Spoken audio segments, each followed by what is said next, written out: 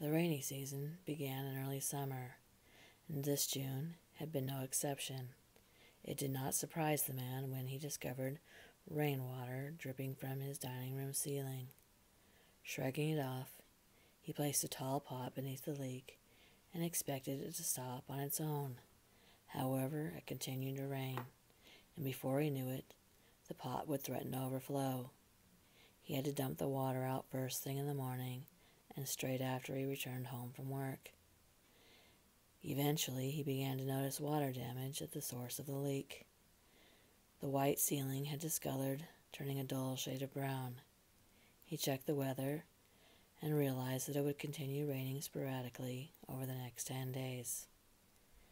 The man was worried about the ceiling mildewing and becoming an expensive repair, so he called a local handyman. Unfortunately, the man could not sign to have the repairs done. Only his landlord could. It was a frustrating policy. The man called his landlord but could not reach him. He left a few voicemails detailing how the damage was becoming progressively worse.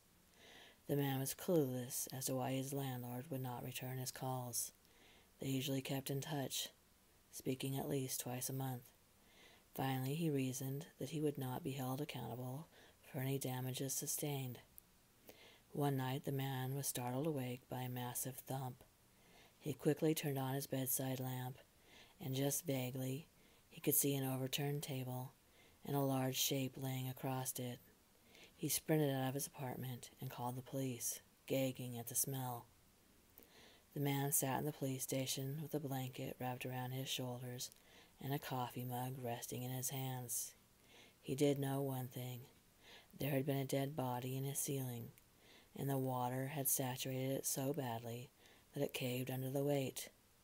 So far, the body was unidentifiable due to the rainwater and was being autopsied. While the man waited, he called his landlord and finally reached him. Panicking as he explained the situation, his landlord was just as alarmed, and the man pleaded for him to come to the station while he made his statement. The man paused as a detective crossed over to him, and he lowered his phone, wondering if the body had been identified. His blood ran immediately cold, and he shook his head with terror. The body belonged to Richard Thompson, his landlord, and he had died over a year ago. That's not what disturbed him the most. If his landlord was dead, then who was pretending to be him?